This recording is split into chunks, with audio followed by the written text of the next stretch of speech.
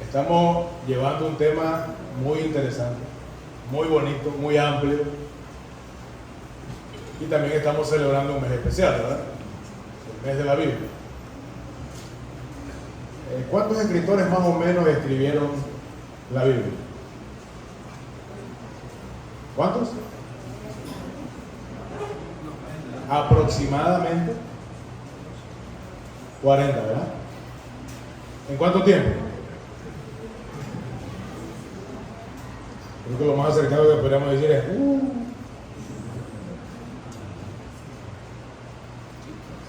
Nosotros cada día, cuando abrimos la palabra del Señor, dice que son nuevas. Y no importa el tiempo que pase, ni las veces que usted haya leído esa porción bíblica, cada vez que usted la abre, buscando la voz del Señor, son nuevas. Usted compra algo muy bonito que usted quería para lucirlo, y ya después de la primera vez que la usó, ya no está nuevo. Un vehículo, cuando usted lo saca ya inmediatamente del edificio donde lo compró, ya se devalúa un montón de dinero que usted tiene que pagar igual. Pero en virtud de la excelencia de la palabra de Dios, cada día esas palabras son nuevas. Oremos. Señor, gracias por tu amor, tu infinito amor, y tu misericordia con que nos miras cada día para darnos instrucciones nuevas y aprender a vivir a través de ellas. Tú has sido completamente suficiente para todos nosotros, y hoy, Señor, pedimos perdón para poder llegar ante ti con mano santa, un corazón limpio y una actitud de gozo para honrarte y reverenciarte. Permítenos entrar en el gozo de tu amor y participar de tu palabra. En el nombre de Jesús. Amén. Bien, pero no todo es complicado, ¿verdad? Ya no sabemos el versículo de este mes, ¿verdad? Fácil. El versículo, no la frase lema. La frase lema sí la conocemos, ¿verdad? ¿Cuál es? A él solo servirá. Y afortunadamente es la última parte del versículo, así que ya tenemos por lo menos el 50% del versículo. ¿Cómo inicia ese versículo? Ahí está, ¿verdad? Respondiendo Jesús le dijo: escrito está, al Señor tu Dios adorarás y a Él solo servirás. Ya un hermano habló sobre esto, y la expresión de respondiendo Jesús, si usted se da cuenta, ¿quién es el que responde? Jesús. ¿A quién le responde? A Satanás. Apréndase eso, mi estimado hermano, hoy, porque tenemos que ver un tercer punto. Ahorita lo vamos a ver en la introducción. Bienvenido, pasa adelante. El Señor Jesús es quien responde. ¿Okay? Si en su corazón, si en su mente no está el Señor Jesús, cuando usted está enfrente de Satanás, ¿quién va a responder? Usted no puede. Es el Señor Jesús el que responde. Y miren la frase que utiliza. Vete. ¿Por qué? Ya lo aprendimos en otras sesiones. Hay cosas implícitas en la presencia de Dios que es necesario hacer para poder servirle. Usted no puede presentar servicio al Señor si primero Él no es su Señor. Él debe ser el dueño de todo su ser. Tendemos a dejar algunas cosas para nosotros, así como ocurrió en el tiempo antiguo, igual hoy. El tiempo es una de las cosas que solemos dejar para nosotros. Incluso se recetan algunas veces en algunos tipos de ideologías médicas: usted debe sacar un tiempo para usted. ¿Por qué? Porque usted está dándole tiempo a otras cosas que tal vez le están perjudicando la salud. Entonces, ¿qué hace? Dese un tiempo. Oiga, eso no es una medicina tradicional. Eso es lo que Dios quiere que usted haga. Que usted tome un tiempo para que viva, pero que viva en Él. Si Jesús no está respondiendo a través de usted, usted no tiene la autoridad ni la capacidad para mitigar situaciones que piensa usted pudieran ser parte de una tentación o del enemigo. Todas las cosas que no podemos nosotros controlar, se las heredamos a Satanás. No es que el diablo me puso un tropiezo ahí con ese asunto. Y el pobre diablo tiene que hacerse cargo de todos mis males. Vete de mí. No hay otra palabra si lo dice Jesús. Respondiendo Jesús le dijo. ¿Ok? Para dar una pequeña introducción y recordar lo que ya hemos aprendido, son cosas importantes que esta sesión debemos guardar en nuestro corazón y en nuestra mente. Al Señor tu Dios adorarás. Nada más. Como seres humanos adoramos al sol, la luna, las estrellas, las cigarras y todo lo que haga ruido. Esto es desde tiempos antiguos. Hoy tenemos otras cosas para adorar, hermano. No las voy a decir porque uno parece ya pues, que repite lo mismo. Y esas semisonrisas y sonrisas en su rostro identifican que ya saben de lo que hablan. Pero damos la adoración a otras cosas. Cuando es solamente al Señor tu Dios adorarás. Eso lo dice la primera parte del versículo que hemos estado aprendiendo durante este mes. ¿Por qué? Porque ya aprendimos también que es una acción exclusiva de parte de Dios. Solo existe ese Dios. Al Señor tu Dios adorarás. Y eso lo sentirás. Y usted va a decir, bueno, pero, y sí, hay un pero. Nosotros hemos creado un montón de dioses. El hombre creó un montón de dioses. ¿Y cuál es el verdadero Dios? Hoy vamos a aprender un tercer punto, y es que a ese Dios debemos servir, así como se entiende en la frase que nos identifica este mes. A Él solo servirás con temor. Usted va a servir con temor. ¿Por qué es necesario servir con temor? Porque si no lo hago en esa dirección, hermano, mi servicio va a ser o a regañadientes, o por un compromiso, o porque los demás me ven. Y ese servicio no tiene un valor importante delante de Dios. Lo vamos a ver un poquito más adelante en el desarrollo del tema. Ahora, no se preocupe, hoy yo vengo cortito porque hay otras actividades en el domingo de la mañana. ¿Bien?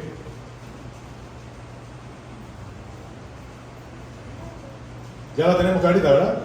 Adorar a un Dios exclusivo con temor.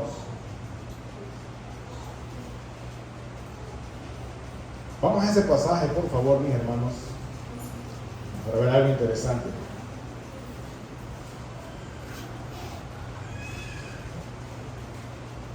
Algo que ocurría mucho en la antigüedad y en los relatos bíblicos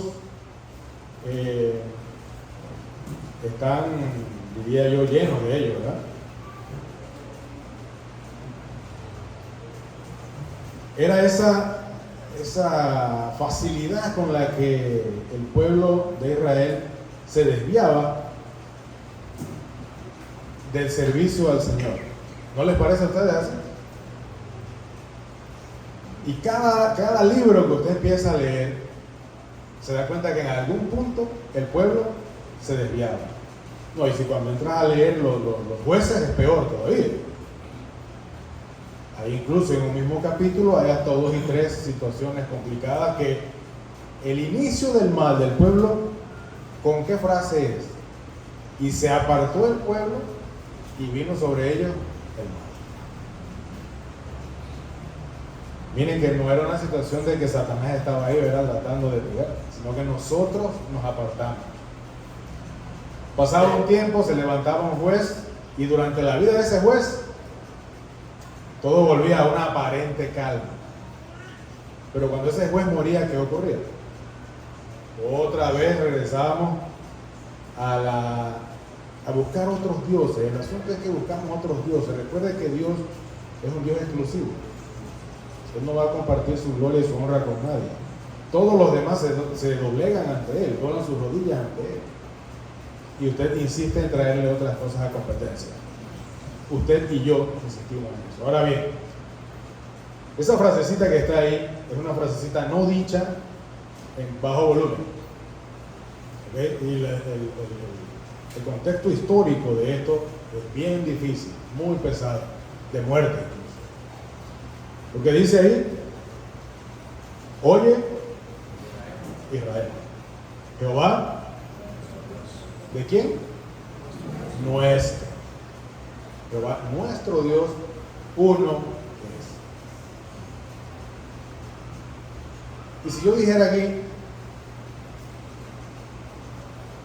Jehová es su Dios, todo el mundo iba a decir amén, o algo diría, ¿verdad? O lo sentiría incluso, sí, claro, por supuesto. Y estas personas de igual manera sabían que ese era su Dios. Pero ¿por qué nos apartamos? ¿O por qué nos apartamos de ese Dios? Porque olvidamos el temor. Y eso es una parte muy significativa en el desarrollo de la vida cristiana. Durante el tiempo que vivimos peregrinando aquí, esperando la venida del Señor,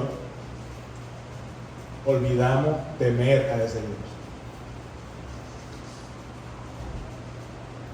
Y ocurre incluso cuando uno es niño. ¿Recuerda usted, para los que vivieron esa etapa, ¿verdad? Cuando le decían, se lo voy a decir a tu papá? O en otros casos, se lo voy a decir a tu mamá. Eso inmediatamente creaba un alto a lo que tú estabas haciendo. Bueno, en mi caso, por lo menos, eso era un alto. No necesariamente lo iba a dejar de hacer, pero sí iba a causar una pequeña duda en pensar sobre las consecuencias que aquella información en manos de quien me engendró podría causarse. Hoy no es diferente. Y cantamos como estábamos hace un momento alabando al Señor con palabras como fui libre. Pero ¿quién me hizo libre? ¿Libre de qué? Esa es la reflexión que debemos hacer. Ahora, Jehová nuestro Dios, Jehová, uno es. No hay más. Usted no tiene oportunidad de irse a quejar con nadie. Él es único. Y Él demanda adoración y servicio. Exclusivo. Allá en esa lectura, si se va un poco más adelante conmigo, por favor, en Deuteronomio 6, desde el versículo aproximadamente el 1. El capítulo anterior a ese están lo que ustedes conocen, lo que nosotros conocemos como ¿qué? Como los 10 mandamientos. Y ese para muchos es el inicio de la vida cristiana, conocer los 10 mandamientos. Y solo se queda hasta ahí, conocerlos. Porque el asunto es practicarlos. Después que usted conoce eso, practicarlo es otra cosa. Pero el mismo Dios que dejó eso dictaminado es el mismo Dios al que usted adora hoy. Ahora mire lo que pasa ahí. Está hablando Moisés sobre estas cosas y dice, bueno, ya esto lo tenemos, ya lo conocemos. El versículo 1 del Deuteronomio 6, ahora estamos en el 6. Estos pues son los mandamientos y estatutos que Jehová tu Dios te da, decretos y todo eso que Dios mandó que nos enseñase para que los pongáis por obra. Hermanos, no tema decir eso, porque si no los pones por obras, nada hicimos. Si nosotros no ponemos por obra lo que el Señor nos ha pedido que hagamos, no hicimos nada, no aprendimos nada. Tenemos la información, pero no la ponemos por obra, no hemos hecho mayor cosa. Así que todo esto que está descrito aquí es necesario ponerlo por obra, porque Jehová Dios uno es. Él no va a cambiar lo que ya Él dijo. Realmente lo que tenemos que cambiar somos nosotros. Y ese cambio lo produce el ejercicio de estas palabras. Más adelante, Josué retoma esta idea y habla en el capítulo 25, 14, vamos a verlo más adelante, ahorita no lo busqué, más adelante lo vamos a ver. Ahora pues, servirle a Jehová con temor e integridad. El temor, ¿por qué?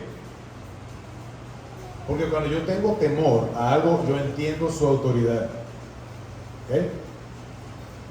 Por eso mi reacción cuando decían, se lo voy a decir a tu mamá. Yo entendía la autoridad a la que iba a ser sometida mi acción. Entonces mi servicio al Señor, como adorador y exclusivo para Él, debe ser con temor. Cuando habla de integridad quiere decir todo, hermano, todo. Lo que yo hago, lo que yo digo, lo que pregunto, lo que muestro, debe ser para adorar al Señor. Y debe ser un servicio exclusivo. Por eso, cuando Josué habla sobre su participación, podemos interesarnos en la historia previa a la situación de Josué. Recuerden que ese señor fue llamado, cuando era más joven, a ser un espía. Y fueron elegidos 12 personas importantes del pueblo. No eran cualquiera persona, lo insisto, hermano. Eran personas que representaban cada uno su tribu. Y estos señores fueron para hacer una investigación de cómo era el lugar donde Dios, el único verdadero Dios, les había dicho que tenían que vivir. Así que fueron a hacer una investigación de cómo era ese asunto, y cuando llegan de allá, 10 de 12 están en oposición. Hermano, eso hoy en día era clara la ventaja. Y hoy en día sucede lo mismo. Quienes tememos a Dios, somos menos. Aquellos 10 dijeron, no podemos. 2 dijeron, sí podemos. No solo podemos, debemos. ¿Usted siente que su compromiso con Dios es un deber o es solamente una participación activa en un grupo religioso? Es un deber. Y la palabra está bien dicha porque viene de deuda. Y usted y yo estamos en deuda con aquel que pagó con su muerte la mitad. Jesús murió por mí. ¿Qué pasa si yo muero por mí mismo? Hermano, me quedo muerto. Yo no tengo poder para resucitar al tercer día. Al tercer día ya nadie me va a querer ir a levantar, más bien. Incluso cuando quisieron levantar a uno que ya tenía más o menos esa edad de estar sepultado, dijeron, creo que no es buena idea quitarle la piedra al Señor Jesús. ¿Por qué? Porque el razonamiento del hombre limita el poder del Dios único. Jehová tu Dios, Jehová uno. Cuando yo le sirvo con integridad, todo mi ser empieza a entender eso. Todo mi ser. Por eso cuando yo me muevo, yo sé que Dios está aquí. Cuando yo hablo, yo sé que Dios me está escuchando. Lo que yo hago, yo sé que Dios lo está viendo. Y eso lo aprendemos de niños con coros infantiles y hasta ilustraciones. Pero cuando somos grandes, olvidamos temer a Dios. Y pensamos que Dios es como una tableta esa efervescente, ¿verdad? Y así mismo lo utilizamos. Tiramos en el agua y todo es una emoción cuando estamos en la iglesia y casi nos desbordamos del vaso, pero cuando ya se acaba eso, ¿qué pasa? Regresa a la más mínima impresión que era donde usted había puesto el agua. Josué dijo, no, yo entiendo desde aquel tiempo a quién yo sirvo. Y si en aquel momento el temor a Dios no me llevó a temer la muerte, hoy, ya muy viejo, igual sigo temiendo a ese Dios. Saben que a Josué lo iban a matar, ¿verdad? Y al otro compañero que había dicho que sí podían ir, que debían ir. Él prefería morir a desvirtuar a aquel Dios que lo había llamado para ese servicio tan especial. Estamos entendiendo hoy, hermanos, que ese mismo Dios que hablaba con el pueblo de Israel, hoy habla con usted y habla conmigo y presenta la misma intención de amor y perdón para usted y para mí. No lo vea de otra manera. Es único y exclusivo. Vamos a buscar ese pasaje, porque algunos dirán, bueno, eso fue de aquel tiempo. Y en aquel tiempo las cosas pues eran un poquito más difíciles. Pobre gente. Imagínense que Dios mismo los mandó a entrar a lugares donde habían como 14 ídolos en un solo pueblo. O sea, luchar contra eso como que casi era una desventaja. En la actualidad tenemos la misma situación, tristemente, así es. Y debo decir que también tristemente faltamos algunas veces a entender esa exclusividad de nuestro Dios, ese temor que debemos tener. Ahora, ese temor no es miedo, porque miedo todo el mundo le tiene a Dios, ¿cierto? Ahorita en la mañana estábamos comentando sobre las inundaciones en España. Y ayer nos enfrentábamos por allá por la ciudad a un ventoral y una cosa extraña, hay una lluvia y ya eso causa cierta incomodidad, ¿verdad? Una reacción poco típica en el ser humano, pero muy espontánea. ¿Por qué? Porque sabemos, implícitamente nosotros sabemos que Dios es quien controla todo eso. Y si Él quiere en un momento nos borra de aquí. Bajo las circunstancias que sean. Eso es miedo, y yo le aseguro que no solo yo, cualquiera que está enfrentado a eso también. Temor es entender la autoridad de Dios. ¿Cuán grande es Él? Hay un canto por ahí, ¿verdad? ¿Por qué? Porque yo debo saber cuán grande es Él. Hoy hemos dejado eso, hermanos, y por eso muchas veces faltamos a nuestro compromiso como discípulos de Cristo. No estamos actuando en el temor al Señor, que debe ser un temor reverencial en adoración y entrega completa a Él. Que usted haya venido hoy acá es muestra de que usted tiene temor al Señor. Que usted ore todas las mañanas y comparta con otras personas el Evangelio es muestra de que usted tiene temor al Señor. Cuando usted se libra de adorar otras cosas, usted está mostrando que tiene temor al Señor. Recuerde eso, Jehová nuestro Dios, uno es. En Hebreos, ya lo leyeron, ¿verdad?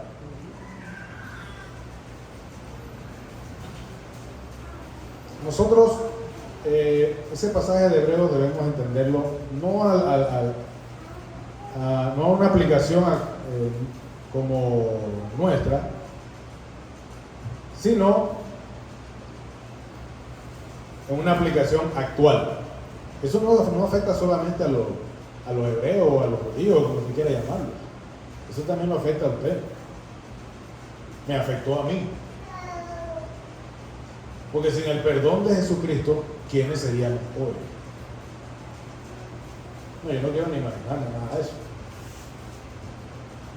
Pero hoy el Señor le llamó a ser diferente. Y es lo que vamos a ver acá a continuación. Dice Hebreos 12, 28 y 29, por favor, alguien que lo puede leer. Así que, recibiendo nosotros un reino conmovible, tengamos gratitud y mediante ella sirvamos a Dios para honra con temor y reverencia, porque nuestro Dios es fuego consumidor. Empezamos a entrar en las cosas que dan temor, hermano. ¿Qué es nuestro Dios? No, y sé que da ganas de decirlo así porque el fuego consumidor, o sea, no solo es fuego, hermano, sino fuego, y es que sigue dando ganas de decirlo así, hermano, consumidor. Es fuego consumidor. Y ahorita vamos a ver por qué.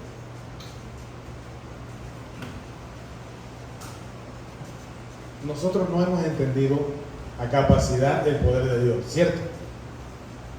¿Cierto, verdad? ¿O usted ya lo entiende? Yo no lo entiendo. Y hay cosas que no está no es posible que el ser humano entienda de parte del poder de Dios. No lo va a poder hacer. Y por más que lo intente, no lo va a poder comprender. Eso también lo cantamos por ahí en algunos cantos ya desempolvando por ahí, ¿verdad? Aparece la letra. Pero no lo puedes hacer. Mi mente finita no puede entender las maravillas y las magnitudes de Dios. ¿Dónde me debo refugiar yo? En la fe. Porque es la fe, la certeza de qué. Y eso sí lo sabemos muy claramente. Pero miren lo que dice Hebreo, en el versículo 28. Tengamos gratitud. ¿Por qué tenemos que tener gratitud? Por lo que se nos ha entregado, hermano. Se nos entregó algo especial, algo inalcanzable para esa generación de la que estábamos hablando anteriormente, de manera tangible. Usted y yo tenemos la virtud de la gracia de Dios a través del sacrificio de Cristo y el perdón de los pecados. Y gracias a Dios por eso, porque por obra de hombre nadie se puede salvar. Si leemos un poco más atrás, en ese mismo pasaje de Hebreos, en el 18, por ejemplo, vamos a ver la narración de lo que ocurría si se acercaban mucho a esa gloria en aquel tiempo. Y se los hace como una referencia histórica de algo que ellos conocían. Ahora nosotros lo conocemos por los relatos bíblicos que tenemos para entenderlo. Pero ellos lo tenían como su historia natural, de su ascendencia hasta ese punto. Y por supuesto ellos entendían que si se acercaban ante esa gloria iban a morir, los animales y todo lo que pasara por ahí. Pero hoy, a través de Cristo, tenemos ese acceso. Leí el hermano que debemos acercarnos a él con gratitud para poder celebrar ese bien que Dios nos ha dado. Cuando tenemos esa gratitud en nosotros, hermanos, podemos servir. Podemos servir. Pero no sirviendo para agradar al ojo, como dice Santiago, sino sirviendo por gratitud y temor. No sirviendo para que los demás me vean, sino sirviendo porque yo estoy en deuda. Y tengo mucha gratitud por lo que se me ha concedido, que no soy merecedor de eso. ¿Sí? Muchos de nosotros, si sacamos las cuentas, estamos en esta lista solo porque Dios es amor. Y usted puede pensar, bueno, yo ni fui tan malo porque yo nací en un hogar cristiano. Oye, ese es el peor lugar para nacer.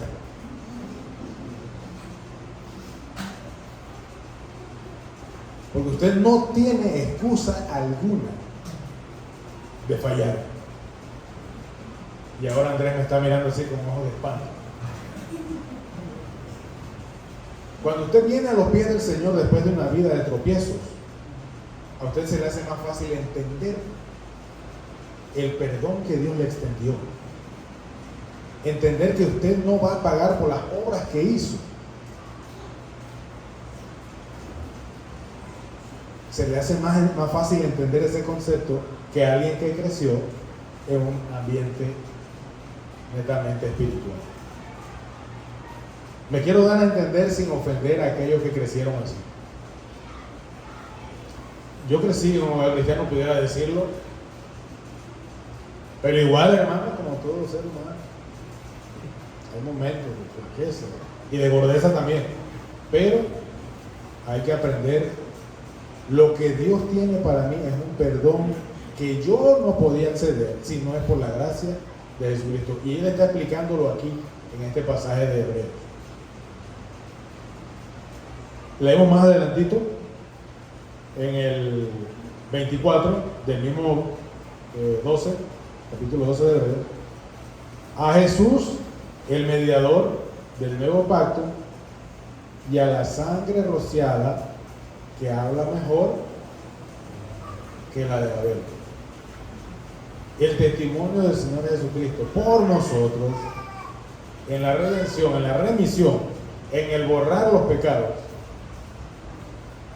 es quien nos expone delante de Dios. Explicamos nosotros en algunas sesiones de discipulado cómo Dios nos mira.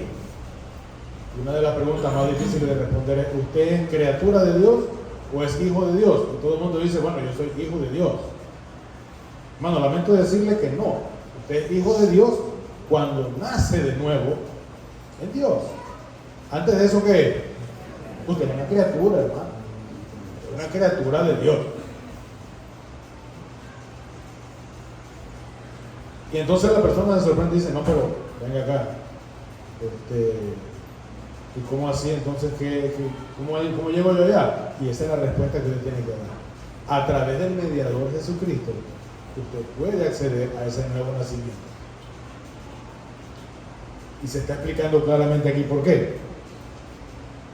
Porque entonces aprenderemos a tener temor de quien se dio su vida por la mía, quien tiene la autoridad de darla y también de tomarla, porque yo la doy voluntariamente y así mismo yo la tomo. Hablaba el pastor en su mensaje de introducción de este tema, que en la tentación que Satanás, y lo dije yo en alguna oportunidad anterior, Satanás no podía perder esa oportunidad, ¿verdad? Ahí estaba Jesús, 40 días de ayuno y sus noches, por supuesto, a merced de la nada. ¿Con qué lo tentó de primerito? ¿Con qué? Con la comida. ¿Por qué? Porque lo normal que el ser humano iba a sentir después de ese tiempo era hambre. Hambre. Hermano, cuando usted y yo estamos en un paraje solitario y hemos pasado alguna situación, ¿usted cree que la tentación no va a venir por algo que usted necesita? Por allí viene. Y como le dije antes, usted quiere culpar a Satanás de todo. No es de todo lo que él tiene la culpa. Muchas veces estamos en los lugares que no debemos y hemos pasado mucho tiempo ahí. El Señor Jesús le da su instrucción, ¿verdad?, de lo que pasó con eso, y le dice: recuerde usted que no solo de pan vive el hombre. ¿De qué? Bueno, eso es lo que nos debe a nosotros sostener en medio de cualquier tentación, cualquier situación, y debe ser el Señor Jesús quien responde. Recuerdan que ya lo leímos, ¿verdad? Lo estamos aprendiendo. Es el Señor Jesús quien responde. Con temor. Cuando yo entiendo la autoridad del Señor Jesús, yo debo tener temor. Y por supuesto, con reverencia. Delante del Señor, ¿cómo estoy yo? Aquí ya se ha hablado muchas veces, hemos tenido estudios sobre eso, de que a veces nos gusta orar ya acostados. Entonces el amén lo decimos al día siguiente, ¿verdad?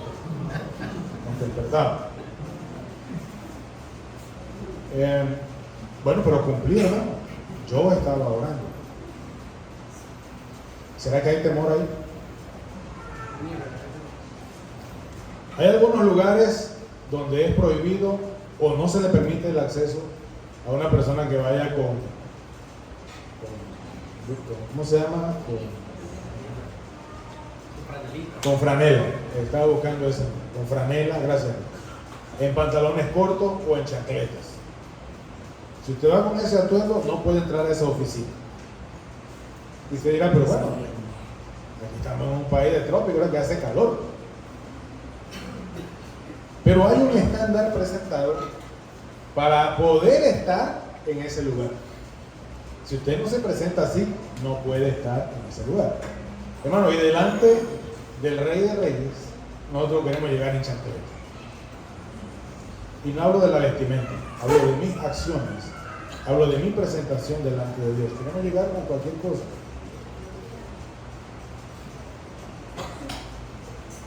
Insistimos en esa mala práctica y la hemos hecho ya costumbre. No estoy señalando a nadie, hermano, me quisiera señalar yo mismo. Pero es la figura en la que estamos olvidando. Recuerden que es algo que se olvida, tener temor a Dios. Por eso el pueblo de Israel, a cada cambio que hacía de la presión de la autoridad de Dios, olvidaba temer a Dios y se apartaba de Él. Bueno, nosotros estamos apartando del Señor.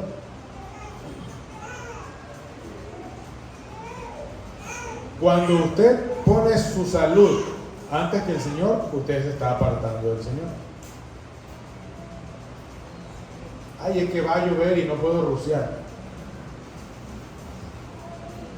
Yo no estoy diciendo que se exponga a la inundación. Hay cosas que usted sabe que pudo haber hecho mejor. Yo no tengo que decir.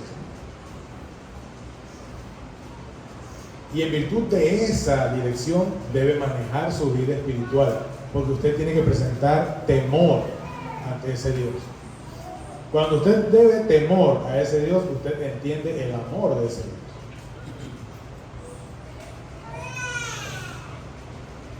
Debemos tener gratitud para poder servir. Asimismo, ese temor nos lleva a ser reverentes. Yo no puedo presentarme de cualquier forma delante de Dios. Debo tener, o por lo menos presentar, un estándar de lo que es Epifanio, ¿verdad? Todo el tiempo. Todo el tiempo. No puede cambiar. Todo el tiempo.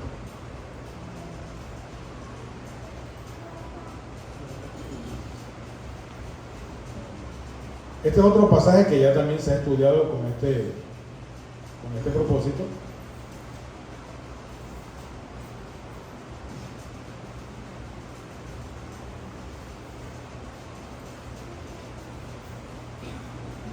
Y yo algunas veces me gustaría identificarme con esta acción de estos señores, ¿no?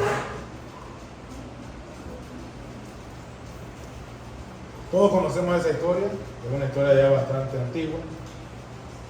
Y aquí se ha hablado bastante de esa historia, pero vamos a verla en un contexto diferente, o buscando una figura diferente. Lo primero que vemos ahí, en esa expresión de estos tres señores, que conocemos mejor como Sadrach, Mesach y Abednego, aunque tenían nombres también judíos, ¿verdad? ¿Cuáles son? Azarías, pero no era que iba para el fuego, no, era su nombre.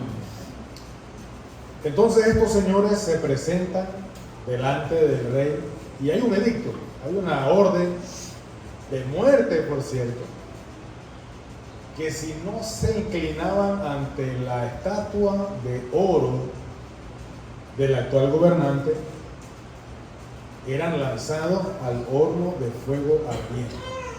Bueno, en ese tiempo había cualquier cantidad de formas de matar a alguien.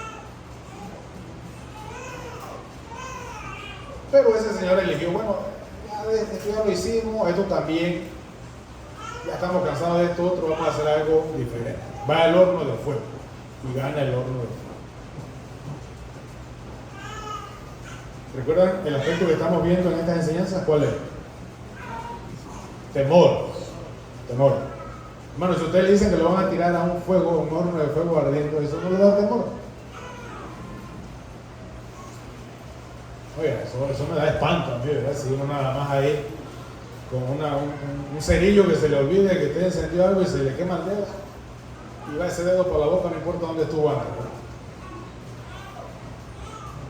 Así que estos señores están sentenciados a morir en el fuego. Guarde eso en su mente porque es importantísimo más adelante en lo que vamos a hablar. Dicen estos señores en el versículo 17. Estamos en Daniel 3, 17, 18. He aquí, ¿quién? Nuestro Dios. Ahorita, otra vez la palabra. Nuestro Dios. Hermano, apropiese de eso, porque hoy usted tiene que irse de aquí pensando que es nuestro también. Es mío. Es el Dios a quien yo temo. Es el Dios a quien yo sirvo. Es mi único, uno es. Entonces, ese Dios, nuestro Dios a quien servimos, puede librarnos del horno de fuego ardiente.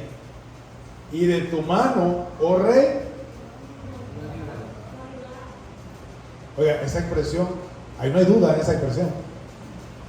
Mire que nos dice, nos puede librar del horno de fuego. Yo diría que ahí esa parte como que sí deja un pedacito que, ahí pues ahí vamos a estirarlo, es posible que me queme aquí, pero nada más.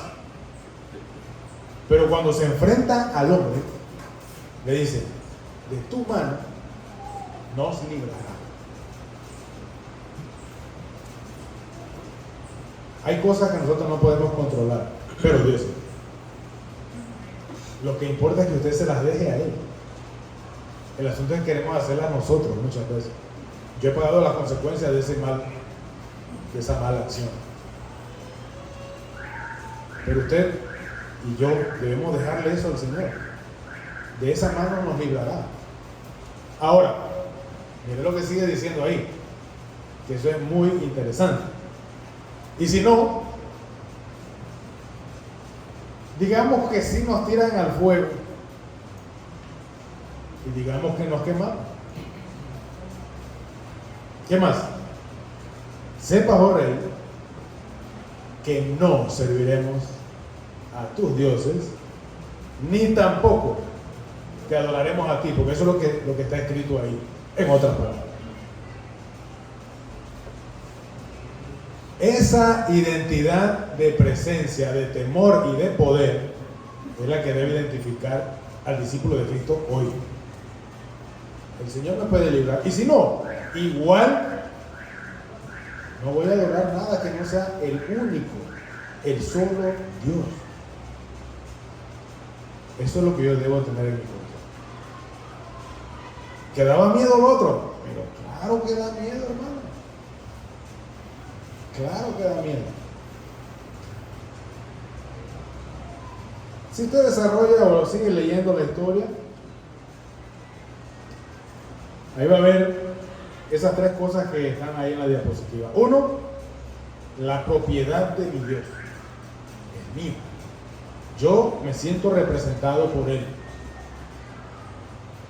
Él me cuida. Es nuestro Dios. Por eso le sirvo. Por eso le sirvo. No porque nadie me presiona, no porque el pastor me lo pidió, no porque yo soy mejor en eso que los demás, no. Porque yo entiendo y le temo. Por eso le sirvo. Y lo que Él decida sobre mí, sea en mi beneficio o no, Él es soberano. Y no importa lo que yo quiera, importa lo que Él decide. David oraba por su hijo moribundo, ¿verdad? Con Betsabé. Y al final, cuando el niño muere, nadie le quiere decir, porque imagínate, ese hombre estaba todo tirado ahí, mientras aún vivía. Ahora si le decimos que se murió, pues se acaba de morir él también. Y paradójicamente ocurre lo opuesto, ¿verdad? Se levanta, se sacude, se baña, se perfuma y come. ¿Por qué? Porque aunque en pecado él había actuado, él sabía que Dios es soberano. Él tenía que intentar cambiar la decisión de Dios, pero Dios al final es quien decide. Y yo debo aceptar su decisión. No cuestionar, ni seguir postrado ahí muriéndome porque no me respondió. Debo aceptar su soberana voluntad. Eso cuesta, hermano. Eso no es tan sencillo.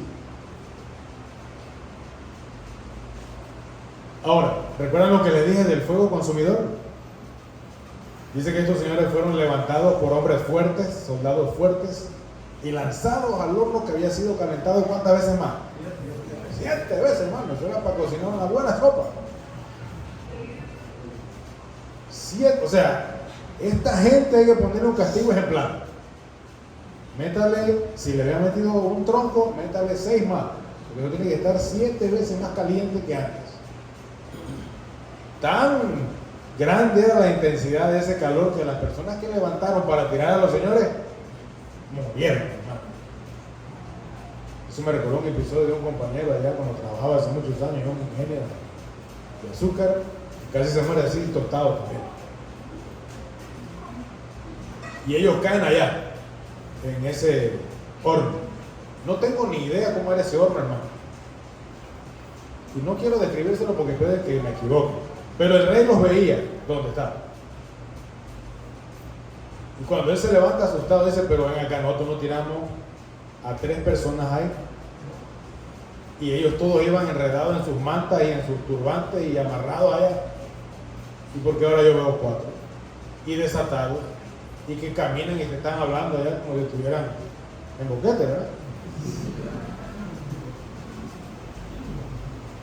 Como ya habían mandado gente para tirarlos allá y se habían muerto, no iban a mandar a nadie para traerlos, ¿verdad? Entonces los llaman, vengan acá. Cuando esos señores salen, dicen que su ropa estaba intacta. Y lo que a mí más me maravilla, hermano, y no hoy, sino toda mi vida. Porque qué incómodo que era cuando la vecina prendía las hojas de marañón. Y usted había acabado de tender una ropa que su mamá le había dicho desde la semana pasada que la lavara. Y adivine para dónde iba el humo. Es que no había más espacio en otro lugar, sino para la ropa limpia recién lavada. ¿Usted sabe cómo iba a quedar esa ropa, verdad? Pero dice que estos señores, aunque estuvieron ahí, ni siquiera tenían olor a fuego, y la idea que presenta es que no olían a humo. No hay manera, hermanos, que usted pase por un incendio de estos artesanales y no quede oliendo a humo. Porque Dios es fuego consumidor. Pero lo que el Señor consume es el pecado, la maldad y las obras necias del hombre. Esa obra que habían hecho esos 3 hombres ahí eran obras perfectas, que al ser pasadas por el fuego de Dios fueron halladas oro refinado. En términos de metalurgia, todos los metales tienen un punto de fusión, todos. Y cada vez que son sometidos a fuego, siempre les sale impureza, siempre. A eso le llaman coque. Y eso lo retiran con algún otro material que no sea, eso lo usa bastante Caleb ahorita, no sea químicamente covalente con él para que no se contamine. Pero si usted tira un pedazo de plomo a la fundición, que es algo más común que vemos por acá, lo enfría y lo vuelve a tirar, otra vez le sale impureza. Estos hombres fueron hallados tan perfectos en su manera de actuar que ni siquiera el humo los afectó. Bueno, cuando usted pase por una candela de estas y no huele a humo, estamos bien. Porque mis obras, mis acciones, no deben representar un reto para que no. Yo sí tengo un Dios de verdad. A mí sí me respalda el verdadero Dios. Bueno, que no sea esa la acción que a usted lo identifica como discípulo de Cristo. Que sea la prueba de fuego la que usted lo identifica como un discípulo de Cristo. Porque usted vive en temor de ese Dios. Sepa, oh rey, que de tu mano me librará. Y si no, igual yo temo a Dios y no voy a adorar otros dioses. Porque Jehová Dios, ninguno es. A ver, ¿qué más tenemos por aquí? Ajá, algunos pasajes ahí que les puse para que interactuemos en este asunto. Bien. A ver, vámonos con esto. Proverbios 9:10. Este es el proverbio más conocido de los estudiantes en tiempo de examen.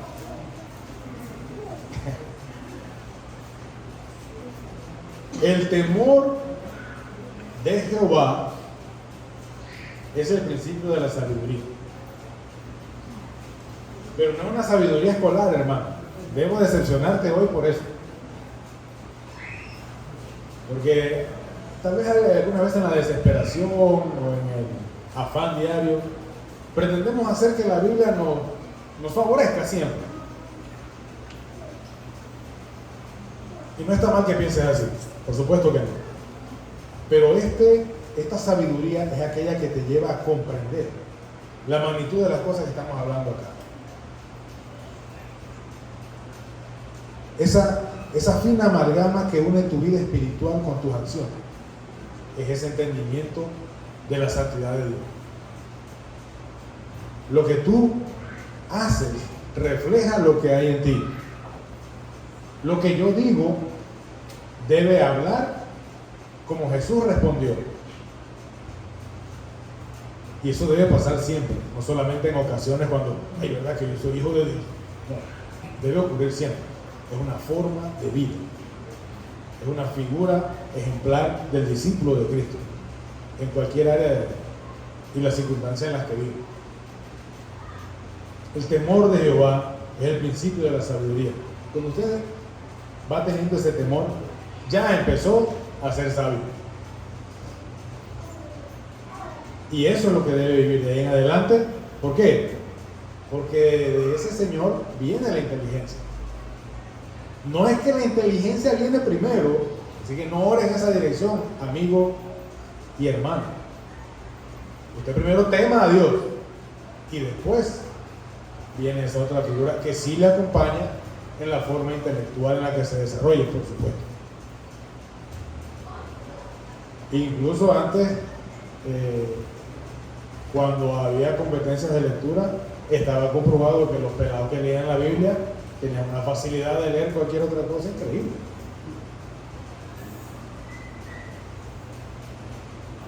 Pero no porque fueran mejores que los otros, sino porque habían aprendido a tener temor de ese Dios. Ya estuvimos por ahí cerca, Deuteronomio 14. En pos de Jehová vuestro Dios andaréis, a Él temeréis, guardaréis sus mandamientos y escucharéis su voz, a Él serviréis y a Él seguiréis. En una versión más actualizada es un poco menos de trabalengua, pero es lo mismo, hermano. Todos esos verbos están en acción, presente.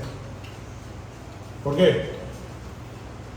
Porque no le deja opción a usted para hacerlo más tarde, sino de manera inmediata.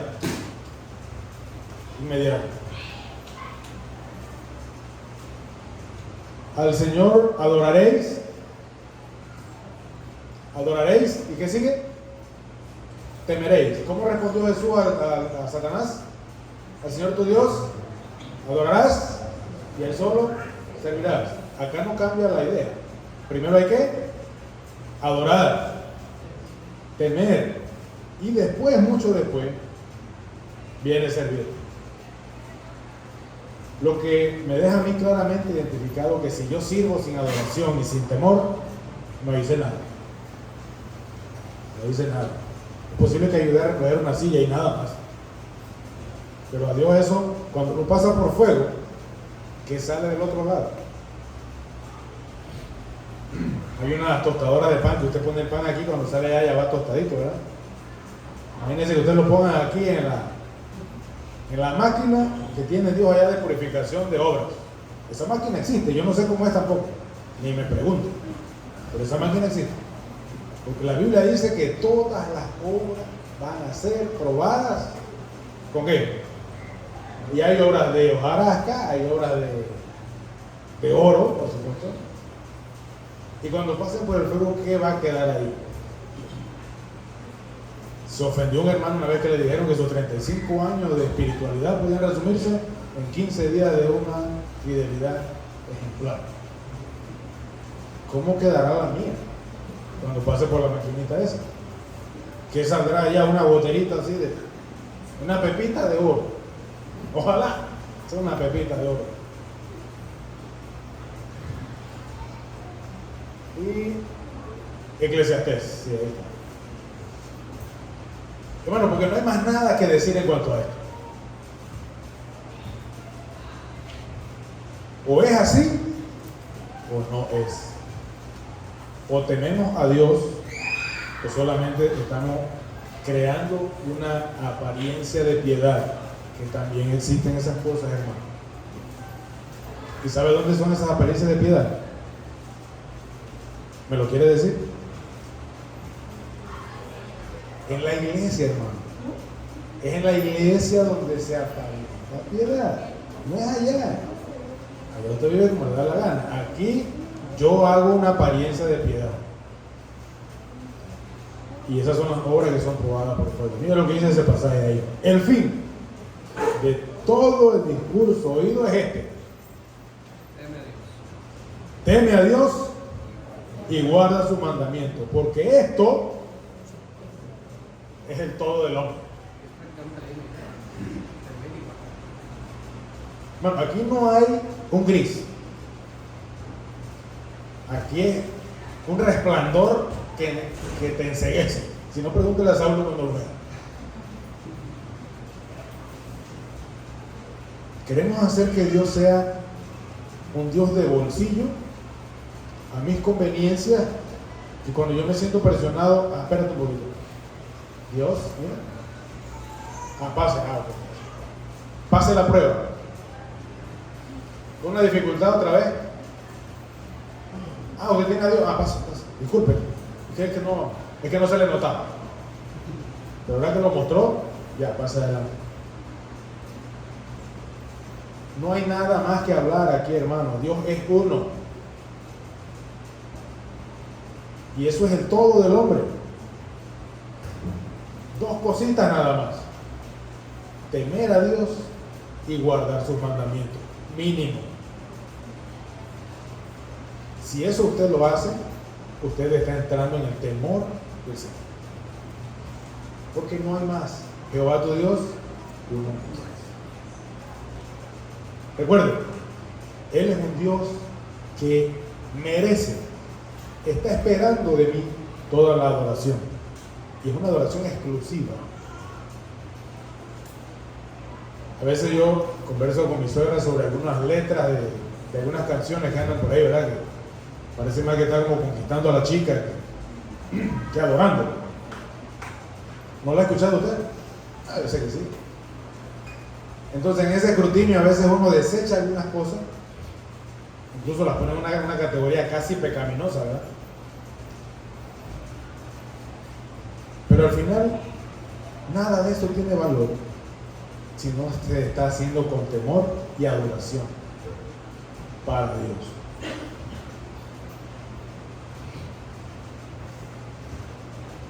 Para terminar, vámonos allá a un pasaje favorito. ¿A cuánto le gusta el libro de Apocalipsis? Amén, dice el hermano pastor, ¿verdad? Y no esperábamos menos de él.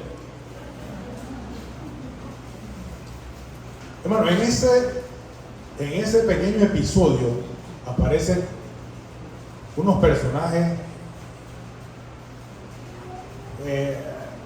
como están, son bíblicos. Vamos a partir de ahí, son bíblicos, pero no dejan de causar espanto. Yo le aseguro que usted sueña con uno de esos 4 seres vivientes y usted amanece tembloroso. Ni siquiera lo vamos a identificar acá. Pero esos 4 seres vivientes hacen algo especial, hacen algo interesante. Dice que no paran de adorar a Dios diciendo algo impresionante, ¿verdad? Santo, santo y santo. Pero lo más bonito de esto es que cuando esos señores dicen eso, que es por siempre, hay otros 24 ancianos. Y estaba averiguando acerca de esto, ¿verdad? Porque es interesante esos 24 ancianos. Bueno, el hermano dijo que yo soy anciano, así que de repente soy uno de esos, ¿verdad? Dificultamos eso, pero bueno, el Señor me tendrá perdón. Y estos 24 ancianos se levantan ¿de dónde? Ay, perdón, que no los puse a leer, ¿verdad? Hay que leerlo. El 10. Los 24 ancianos se postran delante de él del que está sentado en el trono y adoran al que vive por los siglos de los siglos y echan sus coronas. Hermano, no vamos a disertar aquí en cuanto a quiénes son esos 24 ancianos, porque hay como 3 o 4 ideas divididas y las 4 tienen un fundamento y peso bíblico. Pero a mí me gusta esta, que es la representación de la iglesia redimida. Porque es a la única figura dentro de lo que es la gracia que se le prometen coronas de vida. Pero esas coronas, aunque me la dieron a mí, cuando estamos frente al único Dios, ¿a dónde va eso?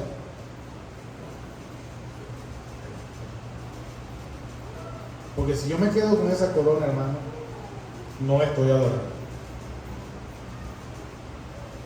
Y esto ocurre por los siglos de los siglos. Imagínese usted que va a vivir aquí, qué sé yo, 70, 80 años lo más robusto. Yo no creo que llegue ni a 70. Y mi esposa se molesta con eso porque dice, ¿y entonces a quién voy a tener para pelear el resto de los años? Pero una eternidad dando adoración completa al único y verdadero Dios. Eso es el ejemplo del temor. Y hoy a mí me cuesta darle 15 minutos de mi vida. Pero vea usted, no, hermano, pero es una lucha que debemos ganar. No está a discusión una tregua aquí. Es una lucha que debemos ganar.